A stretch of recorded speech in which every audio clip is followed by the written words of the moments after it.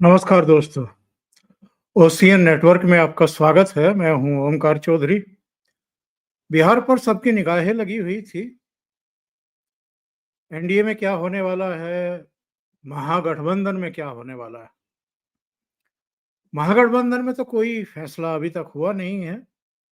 तेजस्वी यादव दिल्ली भी पहुंचे राहुल गांधी और मल्लिकार्जुन खड़गे से मिलने के लिए। आरजेडी 50 से ज्यादा सीटें ऑफर कर नहीं रहा है कांग्रेस को, और 50 भी सुनते हैं कि अ, छाती पर जरा पत्थर-वत्थर रख कर के 50 सीटें ऑफर की गई हैं। राहुल गांधी, मल्लिकार्जुन खड़गे, जो अभी लास्ट खबर आई है वो ये है कि 60 सीटों से कम पर राजी नहीं है, लेकिन 70 से 60 पर तो आ गए हैं। अब देखना ये होगा कि अपमान का घूंट पी करके 50 पर राजी होते हैं या नहीं होते हैं। खबरें आ रही हैं कि 24 घंटे के लिए कहा है राहुल गांधी और मल्लिकार्जुन खड़गे ने कि साहब राजद जो है वो 24 घंटे में फैसला करे, तो भाई उसके बाद क्या कर लोगे? अगर वो 50 पर ही अड़े रहते हैं कि 50 से ज्यादा हम आपको नहीं देते, तो आप क्या करोगे? तो आपकी अपनी हैसियत क्या है, ये कांग्रेस को भी पता है और राजद को तो ज्यादा पता है। इसलिए वो इस बार ज्यादा सीटें खराब करने को तैयार ही नहीं है। उधर नीतीश और अमित शाह ने सीटों का बंटवारा फाइनल कर दिया। चिराग थोड़ा सा जिद पर अड़े हुए थे, 35 सीटों तक की मांग कर रहे थे, लेकिन 29 पर राजी हुए हैं।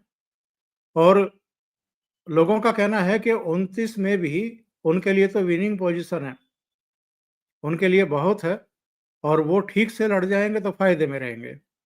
और 6-6 सीटों पर जीतन मांझी और कुशवाहा। जनता दल यू और भारतीय जनता पार्टी पहली बार बराबर बराबर सीटों पर लड़ेंगे, 101 101 सीटों पर। तो जरा समझ लेते हैं कि ये जो सीटों का बंटवारा हुआ है, खास तौर से एनडीए के भीतर, ये ठीक है? भारतीय जनता पार्टी को फिर समझौता करना पड़ा है पिछले चुनाव के मुकाबले। आरजेडी को भी थोड़ा सा 4 सीटों का समझौता करना पड़ा, 105 सीटों पर लड़ी थी वो। तो ये देखना होगा कि चीजें किस तरफ जा रही हैं। तो सीधे जुड़ लेते हैं, मेरे साथ जुड़ रहे हैं अभिषेक तिवारी पटना से, और लखनऊ से जुड़ रहे हैं वीरेंद्र नाथ भट्ट साहब। तो दोनों को जोड़ लेते हैं और जोड़ करके फिर चर्चा को आगे बढ़ाएंगे। बहुत स्वागत है आप दोनों का। नमस्कार। जी नमस्कार।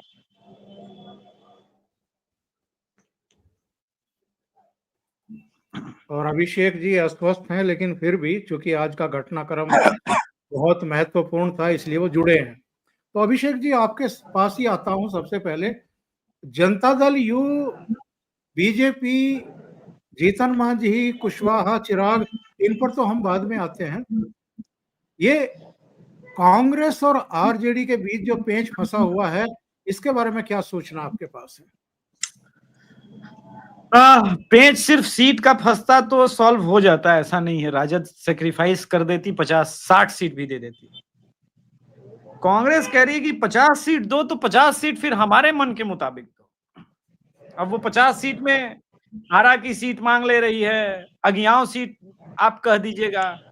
अच्छा, महागठबंधन में एक समस्या है कि राहुल शर्मा को घोसी सीट के लिए वो तोड़ के तो लेकर आ गए। अब घोसी सीट लेफ्ट की सीट है और कोई जीता हुआ सीट थोड़ी ना देता है सर। जीता हुआ सीट कोई नहीं देता।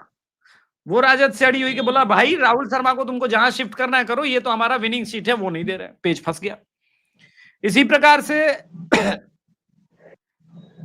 कांग्रेस चाहती है शाहपुर में भी सीटें, बक्सर सीट उनका है ही, और अब वो कह रही कि नहीं हमको शाहपुर और ब्रह्मपुर जैसी सीटें भी दीजिए।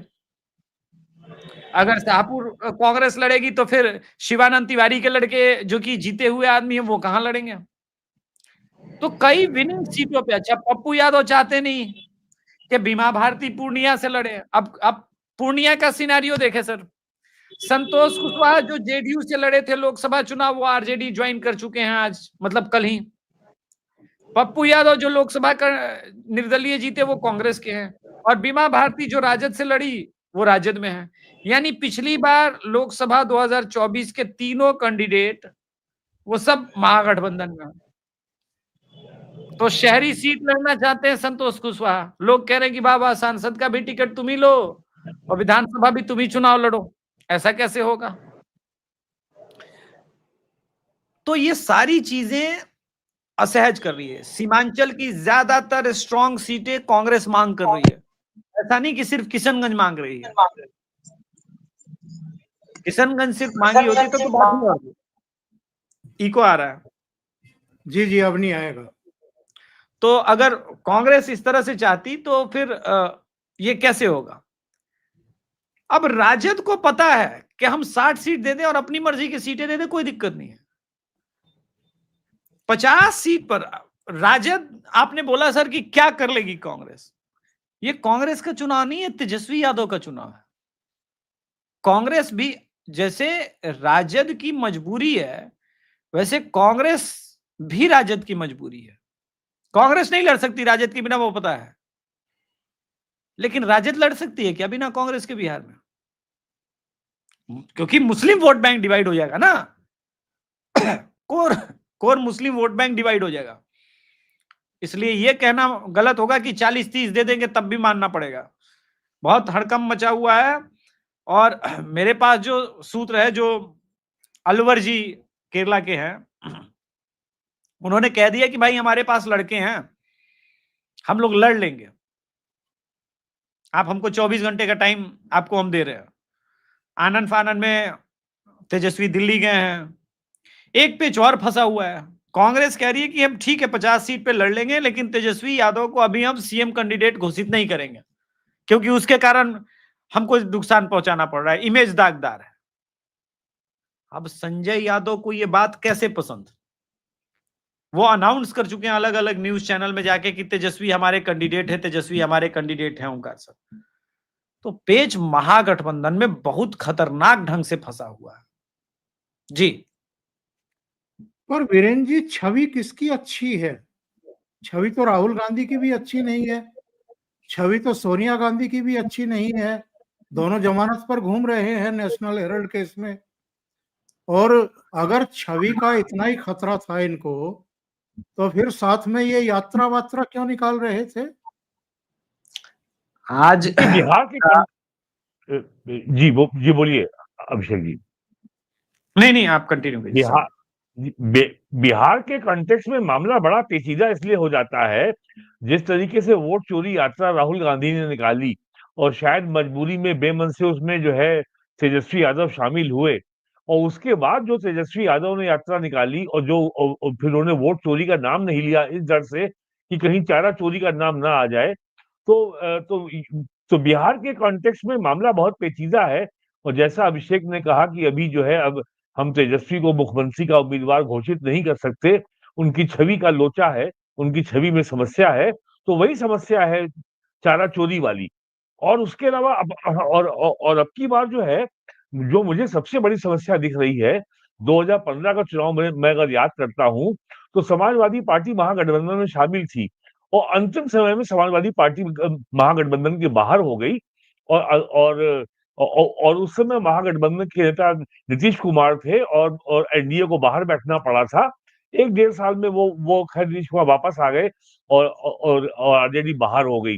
तो अब की बार जो है वो उनमें वो आक्रामकता नहीं है मुद्दों में इनके पास, खाली संकट सीटों के बंटवारे का नहीं है, मुद्दों के घनघोर अभाव का है। इतनी शेख चिल्ली किस्म की घोषणा कर दी है कि हर परिवार से एक व्यक्ति को नौकरी देंगे।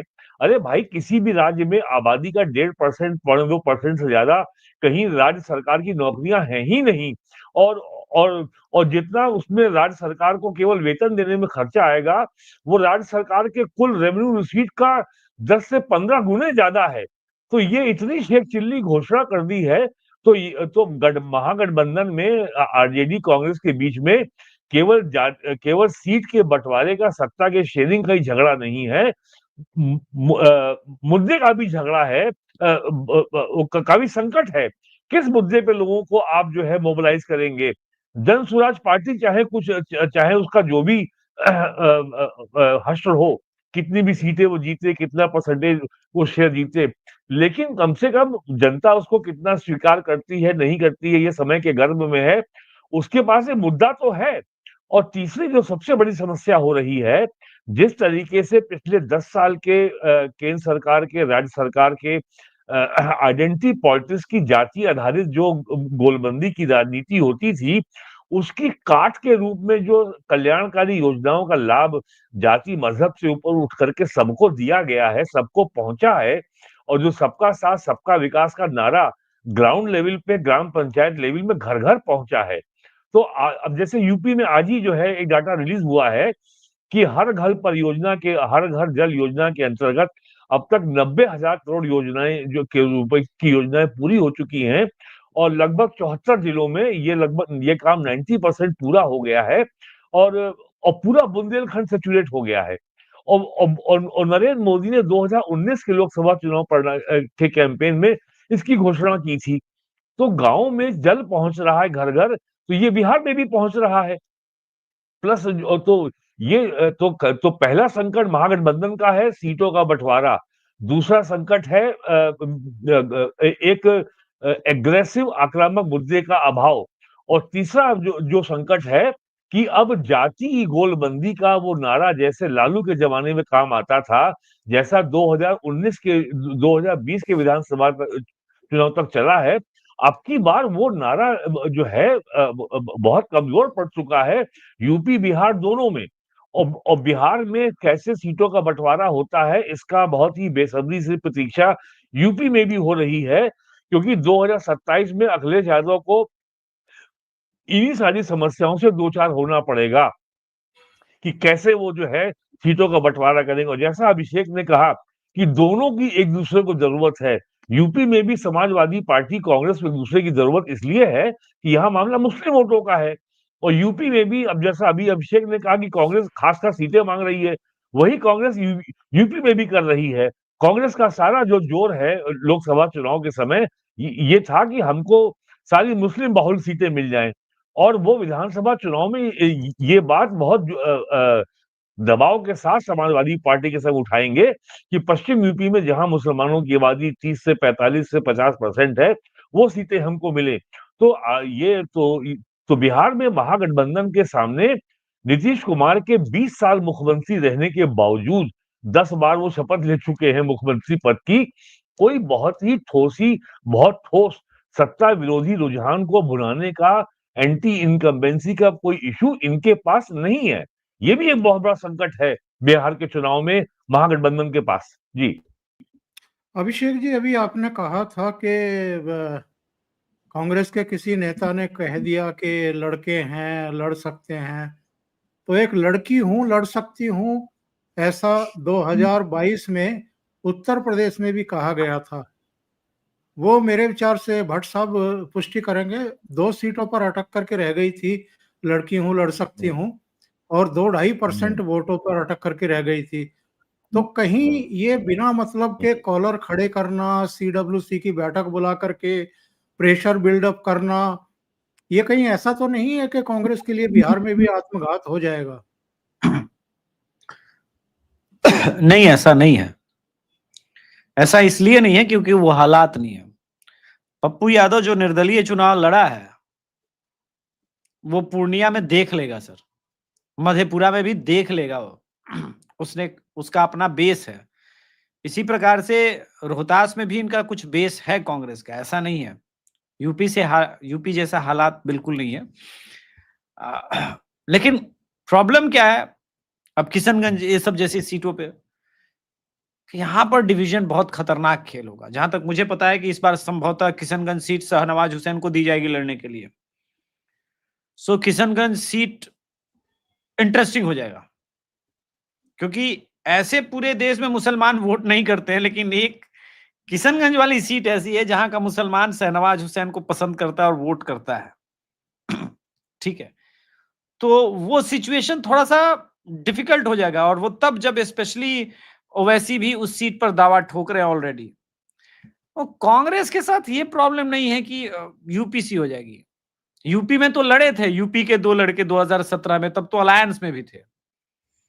अगर भाजपा और जेडीयू मेजर मिस्टेक ना करे सीट बंटवारे में, टिकट बंटवारे में, सीट तो बंटवारा हो गया, टिकट बंटवारे में, तो अभी तो वो ड्राइविंग सीट पर आ ही गई है।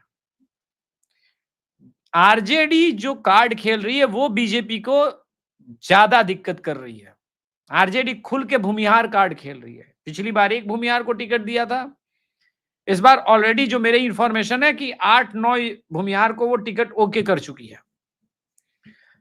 आशुतोष चूंकि बीजेपी ज्वाइन की उसका कार्ड ढूंढने के लिए। तो बिहार का इलेक्शन इस बार पूरी तरह से मैं देख रहा हूं सेंट्रल के बजाय लोकल हो गया है। बस मोदी फैक्टर एडेड है जिसका कोई काट नहीं है। अगर आप अभी मेरे ट्विटर के टाइमलाइन पर जाएंगे तो जो पहला वीडियो सेक्शन में मैंने डाला है, वो वीडियो अगर आपके दर्शक देखेंगे तो सिर्फ लुंगी पहने हुए आदमी है, और पीछे का मकान देख के समझ जाएंगे कि उसकी मतलब हैसियत इतनी है कि वो नीतीश कुमार के दिए हुए 10,000 रुपए से एक ठेला लगा के अंडे की दुकान खड़ा कर दे। लेकिन उसके लिए बड़ी बात यह कि उसको ये लगता है कि उसके लिए बैंक के दरवाजे मोदी और नीतीश ने खोले, वरना आज तक ऐसे लोगों को बैंक या मुख्य धारा से अनटचेबल रखा गया है।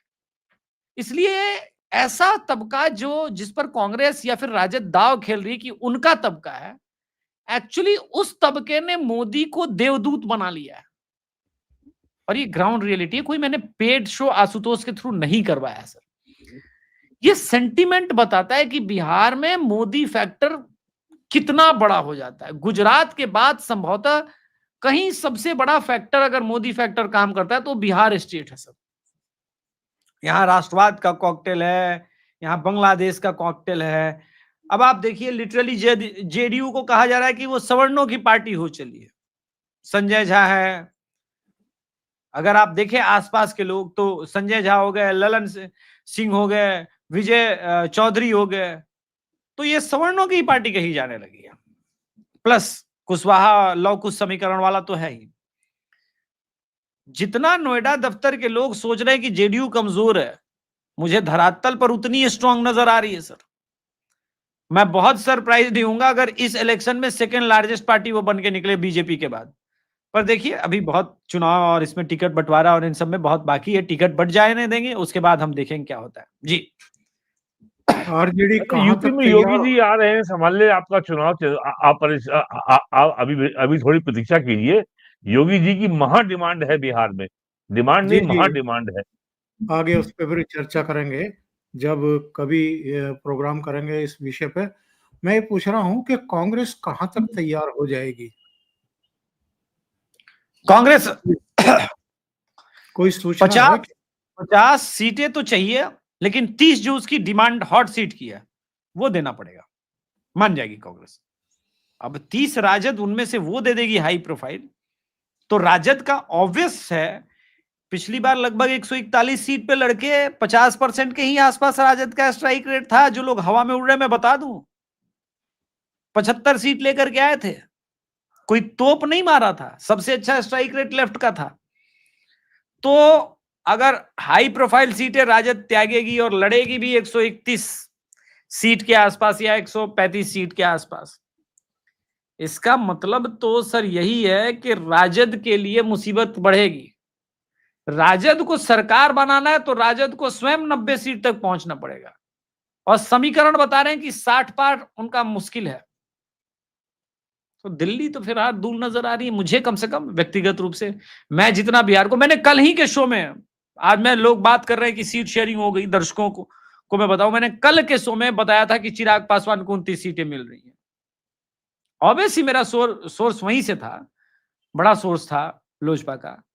चिराग पासवान को 29 सीटें, बीजेपी 100 सीट और 101 सीट पर जेडीयू, ये फॉर्मूला पहला था। लेकिन मोदी जी के कारण एक सीट का त्याग कर दिया जीतन राम मांझी ने, और बीजेपी भी 101 पर आ गई।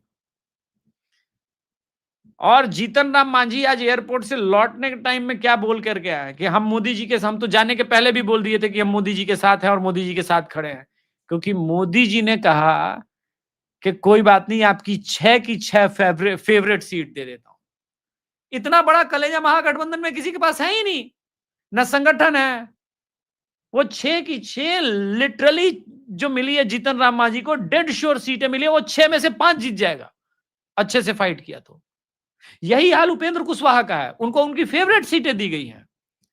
चिराग पासवान को 29 दिया गया है। अब देखिए उसमें भी कहां क्या होता है, अपडेट बाकी रात तक मेरे पास आएंगे। रात के 11 बजे तक तो मोबाइल ओपन ही रहेगा मेरा आज, क्योंकि बहुत हलचल में हूं मैं।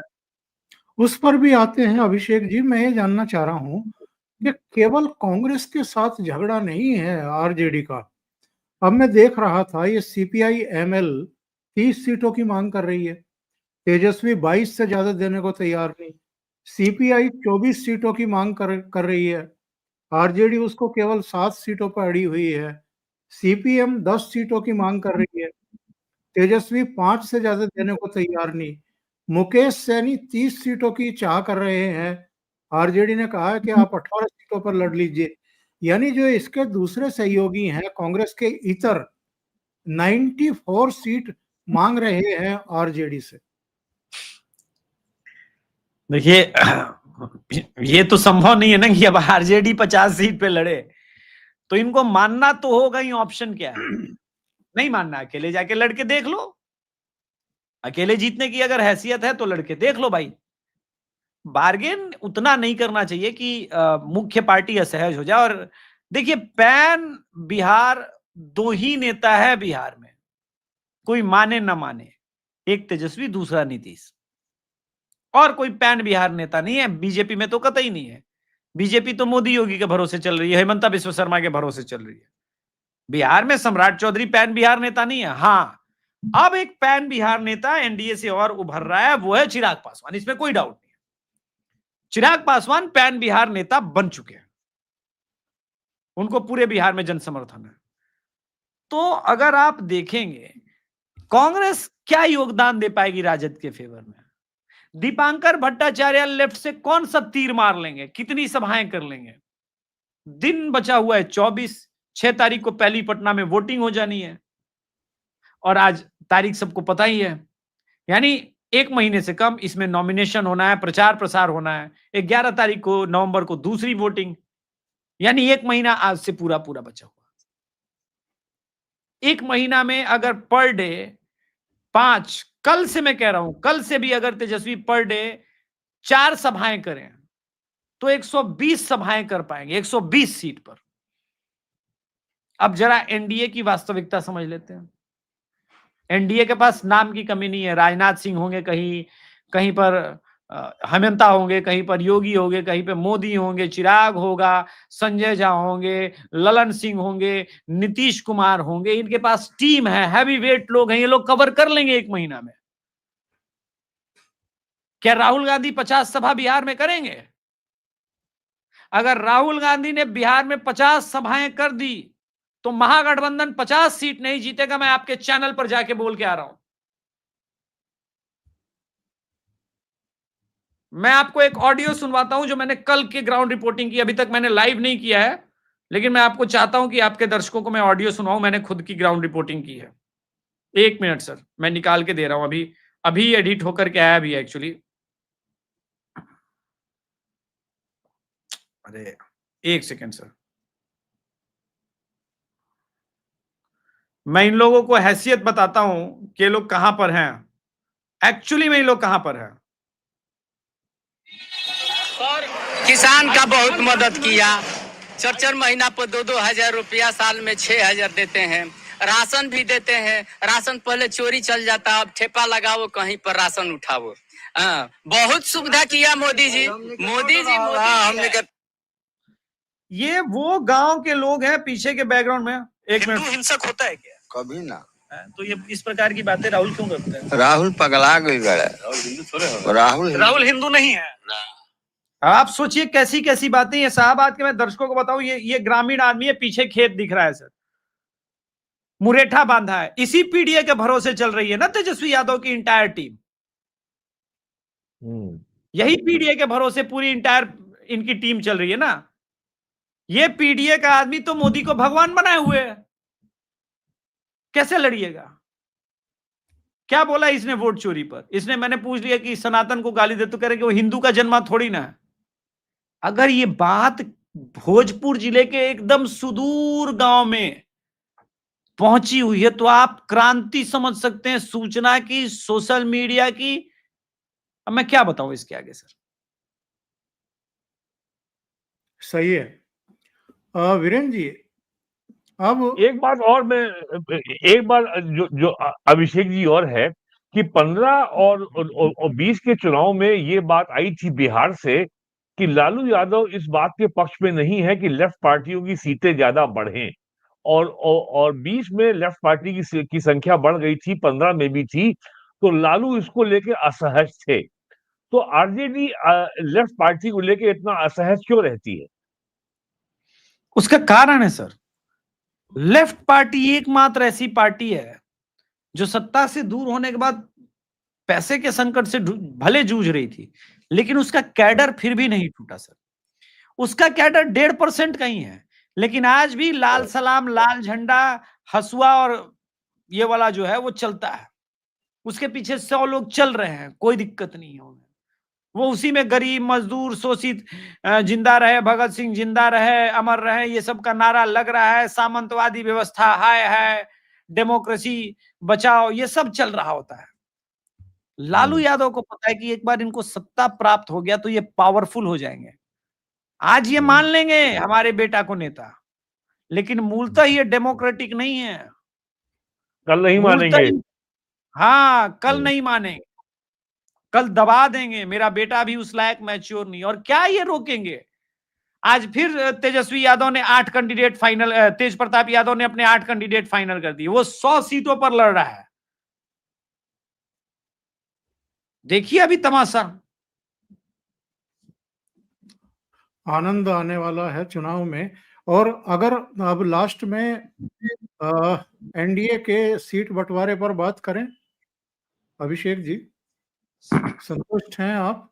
और आप संतुष्ट हो ना हो, क्या जनता दल यू और भारतीय जनता पार्टी जो दोनों ने त्याग किया है उसकी मजबूरी समझ करके, या ये समझ करके कि चलो पिछली बार स्ट्राइक रेट बहुत अच्छा नहीं था जनता दल यू का, पर आप जैसे समीक्षक भी इस बार उम्मीद से हैं कि जनता दल यू बेहतर करेगी? बीजेपी का स्ट्राइक रेट तो बहुत अच्छा था। आई बिलीव कि मुझे भी लगता है कि जनता दल यूनाइटेड इस बार बहुत अच्छा परफॉर्म करेगी। और संतुष्ट इसलिए भी हैं सभी क्योंकि सब मिलकर के साथ में चुनाव लड़ना चाहते थे। वो जानते थे कि इस समय अगर साथ में नहीं लड़े तो हमारा कुछ वोट तो ऑलरेडी प्रशांत किशोर काट ही रहा है। प्रशांत किशोर ने जिस प्रकार के, जिन कैरेक्टर के मजबूत लोगों को टिकट दिया है, वो टेंशन वाली बात तो है। अब ये है कि भाई कहां कितना किसको डेंट करेंगे। जो हमको सीटें मिली है, टिकारी मिली है, कुतुंबा मिली है, अत्री मिली है, इमामगंज, सिकंदरा और बाराचट्टी, इसमें अत्री को छोड़ दे तो बाकी सभी सीटों पर स्ट्रांग नजर आती है। सासाराम, दिनारा, उजियारपुर, महुआ, बाजपट्टी और मधुबनी, ये 6 सीटें उपेंद्र कुशवाहा को मिली है। स्ट्रांग सीटें हैं सर, इन सीटों पे ये अच्छा परफॉर्म करेंगे। तो मुझे लगता है कि कुल मिलाकर के सब संतुष्ट होंगे। जदयू इसलिए संतुष्ट है सर क्योंकि जदयू को पता है कि इंपॉर्टेंट मेरे लिए 115 सीट नहीं है, इंपॉर्टेंट ये है कि 101 में भी लड़के 60-65 लेकर के आओ, ताकि अपना सीएम पद का दावा मजबूत रहे। ये इंपॉर्टेंट है। तो मुझे लगता है कि उसने इस मौके को समझा है। और भाजपा ने क्यों सेक्रीफाइस किया? भाजपा को पता है कि ये मेरा चुनाव नहीं है, नहीं उनके, ये मेरा चुनाव नहीं है। और चूंकि जेडीयू ने इतना सेक्रीफाइस किया है, और तो अब अभी वो जेडीयू के साथ कोई हेर फेर भी नहीं करना चाहती, क्योंकि सेंटर में जेडीयू के 12 सांसद मोदी जी को सपोर्ट कर रहे हैं। तो म्यूचुअली चिराग पासवान को पैन बिहार बनना है, 29 सीटें हैं उनके ऊपर दे दी गई कि चलो ठीक है, तुमने मांगा इस बार दे दिया, देखते हैं कितने तीर मारते हो और कितने एनडीए के लोगों को जिताते हो। तुम बोल तो रहे हो कि 243 सीट पर लड़ रहा है, और देखते हैं शाहाबाद में जो जिम्मेदारियां मिली है तुम पूरा कर पाते हो कि नहीं। तो सब अच्छा, ऑल वेल, सारे संतुष्ट हैं, कोई दिक्कत नहीं।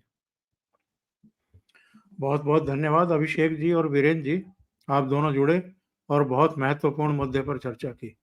और दर्शकों से एक निवेदन है, आपको अगर ये प्रोग्राम अच्छा लग रहा है तो लाइक का बटन जरूर दबा दें, और अभी तक अगर आपने चैनल सब्सक्राइब नहीं किया है तो सब्सक्राइब कर लें। अभिषेक जी का चैनल है द अभिषेक तिवारी शो, उसको भी जरूर आप सब्सक्राइब करें और सहयोग भी करें। बहुत बहुत धन्यवाद आप दोनों का भी और दर्शकों का। थैंक यू सर, प्रणाम सर। नमस्कार।